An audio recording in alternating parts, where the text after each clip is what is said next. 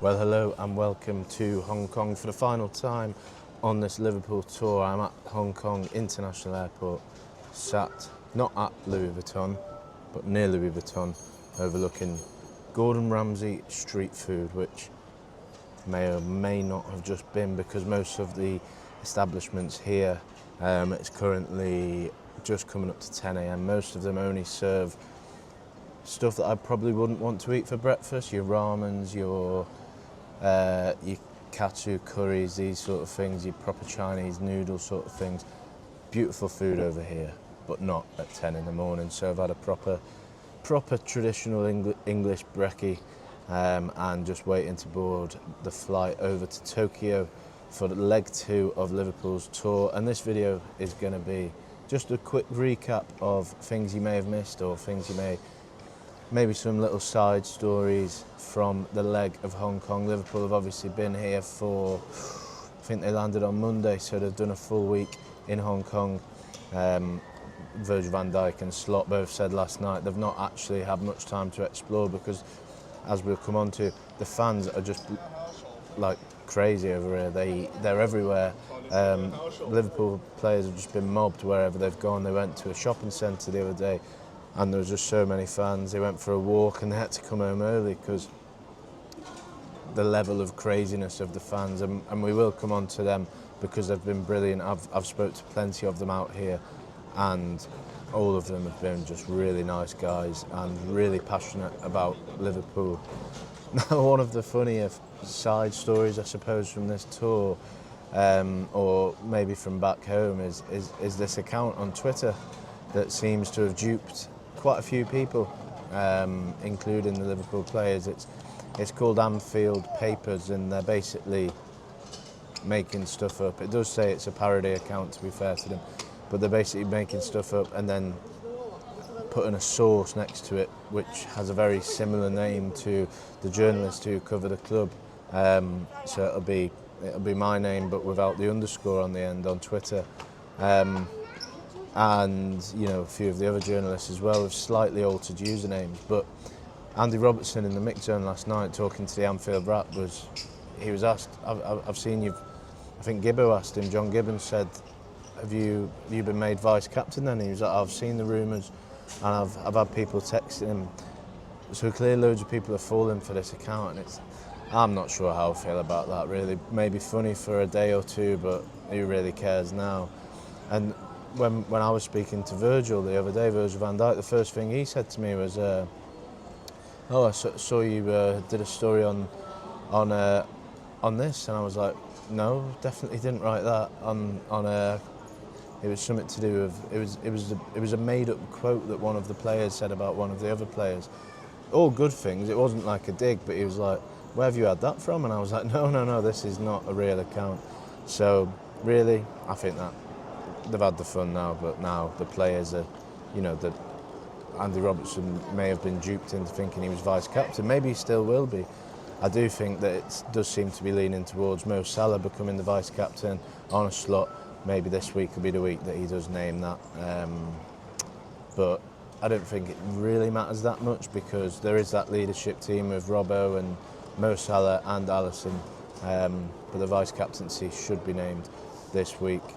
Maybe let me know in the comments who you would give it to personally. I think it does have to be Salah. I think if you give it to someone other than Salah, we know what Salah's like, maybe he would not be too happy about that. So maybe it would be just a little massaging of his ego if they give it to Mo. I do think Robbo as a leader is absolutely brilliant, leads by example, always driving the standards, always making sure everyone's on the top of the game, and he would be a brilliant leader. So I said I'd talk about the fans, and I've met plenty of them, and they've all been lovely, as I said. One of the guys I met, I won't name him, but he runs 2 Chinese Weibo accounts, and Weibo is basically the Chinese version of Twitter or X, and he has about 1 million followers altogether. So he's as big as the Liverpool biggest accounts are in the UK. On Twitter or wherever, and I met him, and he's been covering the club for 17 years, I think he said, and I had a brilliant chat with him for his Weibo page. He was interviewing me, asked some really good questions, and a really nice chap. So yeah, absolutely brilliant chap, and I'll edit a little bit in now of what he had to say when I met him. So I'm here with my new friend from Hong Kong, China. You want to tell us a bit about your background? Yeah. So thank you, Lois, to give me this chance. I'm Alex Song. I'm the founder of the corner of the Liverpool 6, and one of the founders in the bootroom chat. We write technical articles for Liverpool, and we are the transfer news aggregators. So we have just done an interview with Lois, and he was very nice about all of this process. So yeah, make sure you can follow us if you're interested in Chinese news and the technical analysis. So yeah, that's done here. I very much enjoyed chatting with you, and the gifts, the Chinese food that you got us last night. Very nice. Yeah, so thank you very much. Okay, so that was my good friend there in Hong Kong. As I say, runs his Chinese Weibo account, and he's been doing a brilliant job of that. I did a full interview with him. If you want to go and find that, I'm sure you can find it. But there were so many good fans out here. The one, my favourite, was actually the FSG outstanding banner that I took a picture of and put it on Twitter. Met him last night actually. He was we went to a little restaurant after the game, and he was in there. Loads of fans coming up to us. It was weird. They all seemed to be so passionate about Liverpool. And I suppose when you are, when you're living in Liverpool or around the UK, you sort of forget about the following abroad. But I've been on 3 tours now, in Singapore and the States last summer, and now Hong Kong and on to Japan. The level of passion that these fans have is brilliant to see. They were parked outside the team hotel all day. They were cheering on the players at the game last night, and they love the club. So full credit to them. They got to see their heroes. They paid a lot of money for it. I'm sure they didn't just live in Hong Kong. They would have come from all over Asia. I met some fans from Singapore last night, were there as well. And I'm sure they came from all around to see that, from all around mainland China, which is a massive place. I've only just realised, really, when I was flying in. I looked at the little map when I was on the way in the other day. I was like, oh, we're over China, we'll be there in a minute. Another 4 hours or whatever. The flight to Japan now is 5 hours, I think, just shy of 5 hours.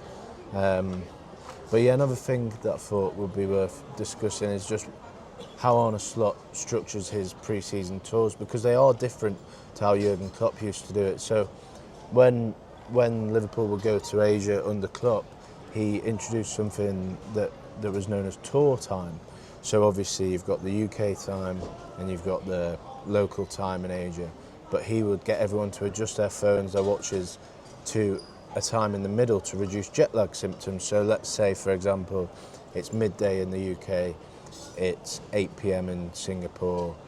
He would make them do 4 hours, so it would be 4 o'clock on their phones, and it would lead to weird things, like they'd be sitting down for an evening meal at midnight, or they'd be waking up in the afternoon and stuff like this, training at 10 p.m. at night, just to keep them on a sort of even keel in the jet lag. Slot sacked that off. They're not doing that this year. They're just living purely on Hong Kong time, and who knows whether it will work. I'm sure they'll get a few days off when they get back from the tour. The last game's on Wednesday, so they'll be back at some point on the Thursday of next week, and then they've got a few days before that friendly against Athletic Club at Anfield, the double header, and then obviously the Community Shield the day after. So realistically, I'm sure they'll have a couple of days off. Today, Sunday, sort of counts as a day off from training at least. They're not training today. They'll be doing some recovery work, ice baths, and maybe a very light workout, a bit of hydro work and whatever in the hotel before they fly on to Tokyo a bit later than me. I think they fly about 2 or 3 o'clock. By the time this video goes out, they'll probably be in Tokyo. I'm not going to put it out till I'm in Tokyo. I just didn't want to get to the mad city of Tokyo and have to record a video after travelling all day and lugging a suitcase across Japan. But yeah, Slot has altered a few things on this tour, and I think another thing worth noting is just the sort of messages he's been giving to his team. He's been saying things along the lines of, it is absolutely sweltering hot out here, but they have to just fight through. They have to put the effort in now, and it will pay off come the season when they're doing the hard yards of 2 games in a week. Sunday, Wednesday, pretty much from November to March, non-stop, and longer if they go deep into the Champions League, which they obviously do want to do this year after that disappointing exit to PSG in the last 16 last season. So Slot's had them doing double sessions, one in the morning, one in the evening. And although they've not had that much free time, when they have had free time, it's been all about team bonding.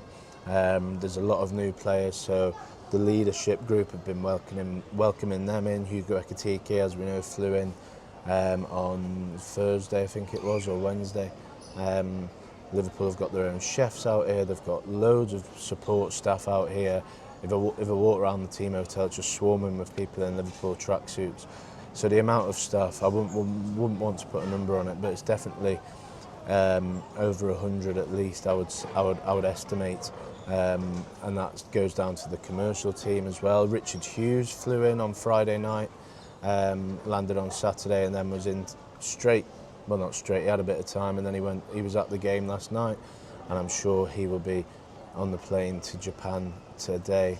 But it has been a busy week for Liverpool. It's been gruelling with them double sessions, especially in the heat.